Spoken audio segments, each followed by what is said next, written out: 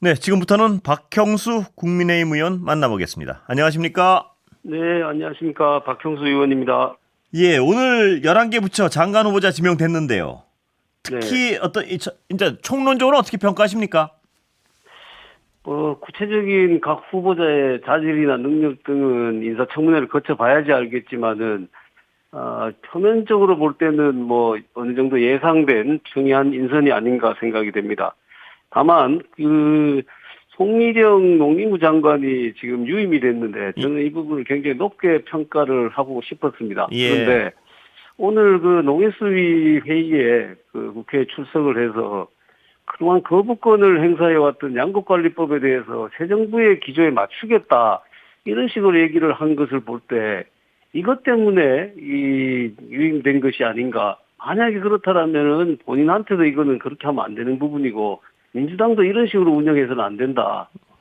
그 부분이 마치 양국관리법을 어떻게 할 것인지에 대해서 그걸 미끼로 해서 장관을 유임시킨다. 이건 대단히 부적절하지 않은가 생각이 됩니다. 예, 그리고 이 정동영 장관 또 통일부 장관에 예, 임명하신다고 하는데 예, 20여 년 전에 이분이 통일부 장관을 했는데 예, 그리고 그 당시에 이게 대북 퍼주기다 이래서 그것이 핵개발로 전용되고 이런 논란도 많은데 예, 굳이 이분을 다시 20년 만에 또 통일부 장관을 해야 되는지 시대에 뒤떨어진 인사 아닌지 좀 그런 예, 생각이 들고요. 예, 이 고용노동부 장관 후보자는 아시다시피 민주노총 위원장 출신 예, 아니겠습니까? 이 부분이 좀 염려스러운 부분이 많습니다. 예, 그 노조 중에서 특히 강성노조인 민주노총의 이익을 대변한다. 이렇게 고용노동부를 운영할 때 우리 국가 경제 전체적으로 미치는 영향을 봤을 때 저는 대단히 우려스러운 부분이 많다. 그래서 예, 우리 고용노동부 장관은 임명된다라면은 정말 한쪽에 치우치지 말고 다른 목소리도 듣고 재계의 목소리, 경영계의 목소리도 듣고 그래서 국가 경제 전체를 생각하는 고용노동부 장관이 돼야 될 것이다. 그렇게 말씀드리고 싶습니다. 예. 자, 나토 정상회 이재명 대통령이요. 불참 결정. 이 사안 어떻게 보십니까? 저는 이 부분은 매우 부적절한 결정이었다고 생각을 합니다. 일단 나토 정상회의가 우크라이나 전쟁 이후로는 마치 자유민주진영 국가들의 모임처럼 됐어요. 예, 한국, 일본, 호주, 뉴질랜드 이렇게 초청함으로 인해 가지고 예, 그런데 거기에 우리가 지금 불참함으로 인해서 마치 이재명 대통령이 취임하자마자 이게 불참 결정이 내려진 걸로 볼 때 역시 이재명 대통령이나 민주당은 중국이나 러시아, 이게 북한의 눈치를 보는 거 아닌가라는 이런 인식을 서방 국가들한테 줄 우려가 있다. 예, 이런 점에서 저는 이 부적절한 결정이었다고 생각이 되고요. 예, 또 한 가지는 이게 트럼프 대통령이 참석하느냐 참석하지 않느냐에 따라서 이재명 대통령의 참석 여부가 결정된다면 마치 거꾸로 본다면 우리가 트럼프 대통령하고의 이 만남을 너무 목매는 것 같은 이런 인상을 줬을 때 예, 과연 관세 협상에서 이게 우리가 유리한 고지를 점할 수 있겠느냐 이 부분에 대해서도 좀 우려가 크고요. 그럼 무엇보다도 지금 나토 정상회의는 아까 말씀드린 것처럼 자유진영 전체 국가들의 모임처럼 예, 되어서 여기 가서 우리가 자유진영 국가로서 지금 전 세계가 지금 블록 경제화 되고 있지 않습니까? 예, 이런 때 우리가 대비를 했어야 된다. 특히 체코나 폴란드 같은 경우에는 우리하고 원전 수출 또 방산수출 이런 것과 굉장히 밀접한 관련이 있는데 이런 정상들과 만나서 충분히 친교도 하고 해야지 이후에 우리가 경제적인 활로가 생기는데 이런 부분까지 다 고려한다라면은 저는 가는 게 맞지 예. 않았을까 그렇게 생각을 합니다. 일본하고 호주도 가지 않기로 한 것 같은데요. 이 부분은 어떻습니까? 근데 일본은 조금 우리와 다른 것이 예, 일본은 이미 지난번에 G7 정상회의에서 트럼프와 이시바 총리가 회담을 했어요. 예, 그렇기 때문에 또 가는 거는 마치 일본 입장에서는 미국의 입장을 이미 파악하고 있는데 또 가서 얘기한다라는 거는 마치 목매는 듯한 예, 사정한 이렇게 볼 수 있는데 우리는 아예 트럼프를 만나지 못했기 때문에 의심조차도 지금 파악을 못하고 있거든요. 예, 그래서 우리는 일본과 사정이 좀 다르고 우리는 어쨌든 그런 의중을 파악하는 문제도 그렇고 아까 제가 말씀드린 그런 나토 다른 국가들과의 관계도 그렇고 예. 그래서 우리는 필요가 있었다. 저는 그렇게 생각을 합니다. 새 정부의 어떤 외교적 접근 방법, 예를 들어서 전 정부에 대해서는 한미일 동맹 부분에 너무 어떤 일방적으로 치우쳐서 다른 어떤 외교적 가능성을 닫았다 이런 비평도 있었는데 어떻게 보십니까? 저는 그 부분이 굉장히 우려스러운 부분입니다. 물론 중국과 러시아나 다른 그 국가들과 일부러 적대시할 필요는 없겠지만은 기본적으로 한미일 이 협력 관계를 기본으로 해서 우리가 외교도 해야 되고 또 경제 활동도 해야 되는 예. 거거든요. 그런 부분에서 괜히 우리가 그 균형 외교를 한다고 하다가 어느 쪽도 다 잃어버리는 이런 예. 결과가 되지 않을까 그런 우려가 좀 있습니다. 예, 그렇다고 해서 일방적으로 줄 쓰자 계속 이것도 좀 그거야 안 되겠죠, 당연히. 예. 그렇습니다. 자, 지금 여야 지도부 오찬회동은 어떻게 평가하십니까? 지난 주말. 뭐 실제적으로 야당이 요구했던 뭐 김민석 후보자에 대한 문제, 추경안에 대한 우려, 뭐 법사위원장 문제, 뭐 실제적으로 뭐 얻은 건 하나도 없습니다. 예. 그렇지만 저는 이렇게 만나는 것 자체가 저는 의미가 있다. 예. 그래서 이번에 만나서 아무것도 소득이 없다고 하더라도 또 만나고 얘기하고 하다 보면은 저는 협치가 될 수 있다. 그래서 예. 저는 지금 현재는 성과는 없지만은 예. 앞으로도 이런 만남이 계속 돼야 된다라고 생각을 합니다. 협치 의지에 대해서 좀 평가를 하시는군요. 그러니까. 그렇습니다. 그런데 뭐 당장 예. 이 협치 의지가 있다 없다라고 판단하기가 좀 어려운 것이 예. 이제 시작이고 아까 말씀드린 것처럼 아무런 성과도 없는 상태에서 그걸 평가하기는 그렇고 예. 저는 진정한 이 협치의 의지가 있다라면은 예. 법사위원장 문제를 빨리 해결해야 된다고 생각합니다. 아, 기본적으로 예. 법사위원장은 13대부터 이 국회의장과 제1당과 제2당이 번갈아 맞는 것이 오랫동안 관례였어요. 예. 그걸 20대 국회 때 민주당이 깨뜨렸거든요. 예. 그때 또 내세웠던 논리가 행정부를 견제를 해야 된다라는 논리였어요. 예. 그러면 이 행정부 견제는 이제 이재명 정부가 탄생했으니까 당연히 그걸 견제하려면은 법사위원장 국회의장 중에 하나는 제2당이 가져야 되는 게 당연한 것이고 예. 그래야지 견제와 균형의 원리에 충실한 거 아니겠습니까? 예. 그래서 저는 이 협치의 시금석은 이 법사위원장 문제에 달려 있다 그렇게 생각을 합니다. 방금 전에 그 의원님 인터뷰하기 전에요. 전현희 네. 민주당 의원 인터뷰였는데 그 부분은 안 그래도 확인해 봤습니다. 그러니까 네, 법사위원장하고 예결위원장을 요구하고 계시지 않습니까? 그에 예. 이 두 분야는 불가능하다고 못을 박았습니다. 이러면 협치는 어떻게 됩니까? 그러면 협치는 사실상 물 건너가는 것이고 예. 의지가 없다라고 판단을 해야 되겠죠. 그렇지만 그래도 저는 대화는 해야 된다고 생각을 하지만 그런 태도를 가지고는 예. 여당이 이 국회도 그렇고 이 대한민국을 민주적으로 이끌 수 없다라고 생각을 합니다. 예. 그 부분은 민주당뿐만 아니라 이재명 대통령이 근본적으로 이건 결단해야 됩니다. 예. 왜냐하면은 법사위원장 문제는 사실 재판정지법이나 이런 부분이 걸려 있기 때문에 예. 당에서 대통령의 눈치를 안 볼 수가 없을 거예요. 예. 그거를 대통령이 먼저 풀어줘야 되는 겁니다. 예. 결국은 그게 이재명 대통령의 결단에 달려 있는 거죠. 그런데 이른바 대선 공약이나 여당에서 요구하는 개혁 입법이나 이 여당의 지지자들이 가장 중요하다고 생각하는 입법들이 이 법사위원장이 굉장히 중요하지 않습니까? 이걸 현실적으로 양보할 수 없는 상황인 것 같은데요. 어떻게 보십니까? 아니 그게 불가능한 게 아니에요. 예. 그게 지금 법사위에서 막힌다고 하더라도 알고 있는 그 신속 처리 안건 제도라는 게 있지 않습니까? 예. 패스트트랙이라는 제도가 있어요.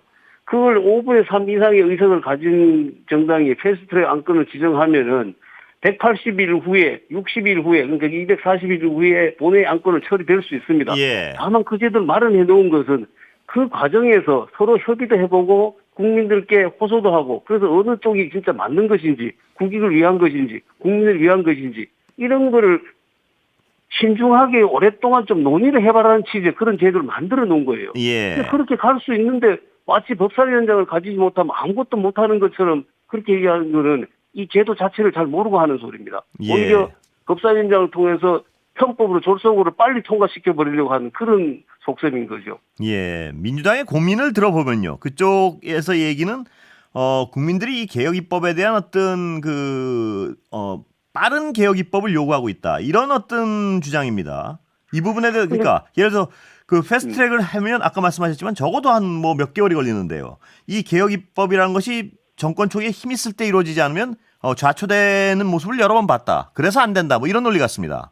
그런 논리는 항상 민주당이 주장해왔던 예. 논리고 그렇게 가면은 그런 논리 때문에 그 모든 절차와 그 과정을 다 본인들 유리한 대로 해서 가겠다 그러면 민주주의적인 절차는 없어지는 것이죠.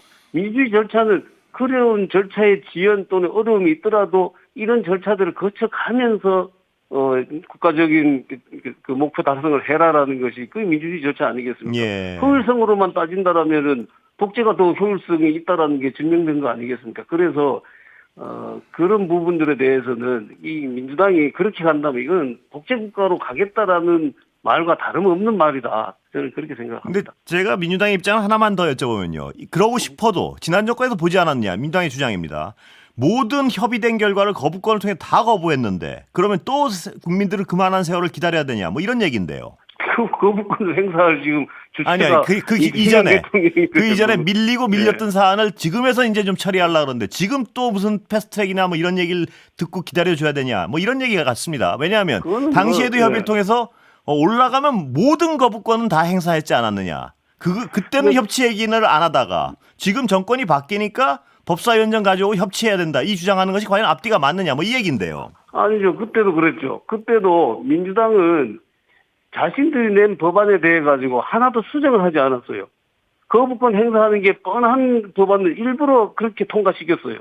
저희들하고 협의를 해가지고 이 조항은 빼고 이 조항은 넣고 또는 중간지대 영역에 있는 이렇게 하자. 이런 협의 자체를 안 했습니다. 그거는 거부권 행사를 유도하기 위해서 그렇게 한 근데 것이었거든요. 특검의 경우에는 네. 많은 수정이 있지 않았습니까? 제 기억에도 중간중간에. 아닙니다. 예. 그거는 실질적인 내용에 있어서는 큰 변화가 없었어요. 그런데 구체적인 지역적인 몇 가지 문제에 대해서는 그런 논의를 했는데 그것도 하나의 특검에 대해서만 그렇게 얘기했고 대부분 특검은 아예 논의조차도 하지 않았습니다. 예. 지금 결과적으로는 그때 합의를 했는 것보다 훨씬 강한 특검이 다 도입되지 않았습니까? 이 결과에 대해서는 어떻게 보십니까, 의원님께서? 그렇게 됐죠. 지금 예. 그 이후에 민주당이 거기다 채석해서 덧붙인 것이죠. 예. 지금은 거부권 행사할 그 염려도 없으니까. 예. 그러니까 완전히 본인들이 원하는 대로 다 특검법을 만들었어요. 이렇게 일방적으로 만들면서 무슨 협치를 얘기할 수가 있겠습니까? 예. 알겠습니다. 김민석 총리 후보자는 어떻게 평가하십니까? 지금 뭐 학위 문제라든지 뭐 여러 문제들이 스폰서 문제 등이 있습니다만 결국 핵심은 뭐냐면은 예. 이 재산 증식 과정에서의 투명성입니다. 예. 이 부분이 해결되지 않는다라면은 김민석 후보자는 국무총리로서의 자격이 저는 없다 그렇게 생각을 합니다. 이 기본적으로 수익은 5년 동안에 5억이었는데 지출은 13억을 했단 말이에요. 예. 그중에서 뭐 2억은 그 자녀 학비 문제를 전체가 해결했다고 하면 그 뺀다고 하더라도 6억 정도의 지금 그 수입이 문제가 되는데 네. 이거를 뭐 그 출판 기념회에서 뭘 했다, 예. 뭐 경조사에서 뭘 했다고 하는 출판 기념회는 이게 불법적인 음성적인 정치자금 문제 때문에 양당이 공이 이걸 가능하면 하지 않기로 한 겁니다. 우리 당에서도 대부분 국회의원들이 출판 기념회 하지 않습니다. 저도 한 번도 못했습니다. 예. 그런 기회 때문에. 그런데 김민석 후보는 그걸 통해서 몇 억이 되는 자금들 조달해서 뭐 생활비로도 쓰고 뭐 추징금도 갚았다. 이거 자체가 저는 적절하지 못한 처신이었다. 국무총리로서의 자격이 없다. 예. 그렇게 생각합니다. 말씀하신 부분에 대한 의혹은 내일 인사청문회 끝나고 저희 방송에서도 각 진영을 모셔다가 다시 자세히 들어보겠습니다. 예. 그렇죠. 예. 예. 자, 대선 패배 이후에요. 국민의힘은 쇄신의 노력을 하고 있지 않다. 뭐 이런 비판도 있습니다만 어떻게 보십니까? 그 대선 후에 예. 저희들이 지금 반성해야 될 부분들이 여러 부분이 있습니다. 예. 첫 번째는 저는 비상계엄에 대한 부분이라고 생각을 합니다. 21세기 대한민국에서 사실 계엄이 있을 수 없는 일인데 이게 어떻게 가능했느냐. 여기에 정치적인 우리 정당의 국민의힘의 책임을 따진다라면은 수평적인 당정관계, 수평적인 대통령실과의 관계를 형성하지 못했기 예. 때문입니다. 정치의 중심을 그립을 당이 가지고 있었다라면은 당에 전혀 통보도 하지 않은 상태에서 이런 계엄 선포가 가능했겠느냐. 예. 이 수직적인 당정관계가 고착화되다 보니까 이런 결과까지 온 거 아니냐라는 이 부분에 대한 저희들의 반성이 있어야 되고. 예. 그 부분에 대한 반성은 아직까지 없다는 말씀이신가요? 아니면 아니죠. 이 부분에 대해서 명확히 우리는 여러 번 이 부분에 대해서 이미 얘기를 했습니다. 예. 그런 반성을 저희들이 뭐 다 하고 있다라는 말씀을 이렇게 드리고. 예. 또 한 가지 탄핵 국면에 있어서 저희들이 지난번 그 박근혜 대통령 탄핵 때 국가적인 그 분열이나 혼란 이런 것 때문에 이 질서 있는 퇴진을 처음에 저희들이 예. 주장을 했고 이걸 관철시키지 못한 부분들이 저는 물론 이유는 여러 가지가 있을 수 있습니다. 그때 당내 분열도 있을 수 있고 뭐 여러 가지 이유로 질서 있는 퇴진이 안 되고 이 탄핵이 가결됨으로 인해 가지고 이런 결과가 되니까 결국은 대통령 선거도 패배하고 또 우리가 지금 이렇게 된 거거든요. 예. 이 부분에 대한 반성도 있어야 되고 지금 말씀하신 것처럼 대선 패배 이후에도 당이 같은 목소리를 반성하는 모습이 아니라 마치 책임 떠넘기기 또는 뭐 당권 경쟁의 어떤 그런 모습으로 비치는 것. 예. 그 자체가 저희들은 굉장히 잘못되고 반성해야 될 부분이다 그렇게 생각을 합니다. 예. 자, 지금 전당대회는 열립니까 아닙니까? 제가 이 질문은 예. 전당대회는 이미 조기 전당대회를 가능한 한 빨리 하기로 모든 의원들의 의견이 대부분 일치하는 아, 그래요? 상황입니다. 예. 예, 그렇습니다. 그래서 한 뭐 전당대회 준비하고 하는 한 4, 50일 정도 걸린다고 하는데 예. 가능하면 저희들은 최대한 빨리 할 생각입니다. 아, 누가 나서십니까 혹시 지금까지 파악되신 분 중에요? 뭐 여러분들 말씀이 다 달라서요. 예. 지금으로서야 뭐 저는 개인적으로는 예. 지난 대선에 출마하셨던 분들이 예. 다시 또 바로 패배 이후에 전당대회 출마하는 게 바람직하지 않다고 생각을 합니다. 예. 우리 정치에 사실 그런 전통이 오랫동안 있었거든요. 대선 패배하거나 총선 패배했을 때 그 지도자가 일정 시간 동안 뭐 유학 가기도 했고 예. 뭐 또는 뭐 자행하기도 하고 이러면서 책임지는 모습을 보였는데 어느 순간부터 이게 없어져 버렸어요. 예. 그래서 저는 뭐 그게 바람직하다고는 생각하지 않지만은 현실적으로는 지난번에 출마하셨던 김문수 후보나 한동훈 후보 뭐 다들 출마하실 것 같아요. 아, 그래요? 그러면서 서로 지금 예. 상대편 출마하면 나도 출마하겠다. 아, 그래요? 이런 예. 생각이신 것 같은데 저는 아. 오히려 거꾸로 예.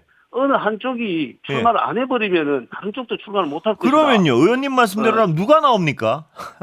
그거야 나서는 분이 그다음에 없을 또 것 같아서 걱정인데요. 그분들이 안 나오신다라면 예. 출마하실 분들 많죠. 아, 그래요? 그분들은 나오시니까 예. 현실적으로 이게 내가 가능성이 적겠구나 해서 안 나오시는 것이지. 예. 그분들 출마하지 않는다면은 뭐 많을 겁니다. 아, 그렇습니까? 그런데 김문수 후보나요. 이 한동훈 전 대표나 한 쌍입니까? 그러니까 한 분 나오면 같이 나오는 겁니까? 저는 그렇게 보입니다. 아, 그래요? 그래서 예. 한 분이 안 나간다 그러면은 다른 분도 나올 수도 없지 않을까 싶은데 현실적으로는 그럴 가능성은 좀 적어 보입니다. 그럼 박 의원님 보시기에는 두 분 다 쌍으로 나올 가능성이 가장 많다 현재로서는 이렇게 보시는군요. 저는 그렇게 보입니다. 예, 박 의원님 해석이 다수파입니까? 모르겠습니다. 그건. 아니 왜냐하면 왜 제가 이걸 여쭤보냐면요. 네. 어느 분은 뭐 김문수 후보는 나온 쪽으로 기울었다. 그런데 한동훈 후보는 뭐 제가 며칠 전 얘기입니다만 50대 50이다. 건질 게 없지 않느냐. 뭐 이런 얘기를 하시는 분도 있고요. 또 이 부분에 대해서는 동의 안 하십니까 혹시? 저는 그런 부분에 대해서는 뭐 동의를 하고 그렇게 예. 했으면 좋겠는데 예. 과연 그렇게 할까라는 생각이 그래요? 드는 거죠. 예. 예. 그러면 박 의원님 보시기에 누가 나왔으면 좋겠습니까? 거꾸로. 글쎄요. 그걸 뭐 제가 그걸 말씀드리면은 그래요? 아이고 그분하고 뭔 관계가 있지 않을까 또 이렇게 알겠습니다. 얘기할 겸 말씀드리기 예. 못하겠습니다. 오늘 말씀 감사합니다. 또 모시겠습니다. 예. 감사합니다. 국민의힘 박영수 의원이었습니다.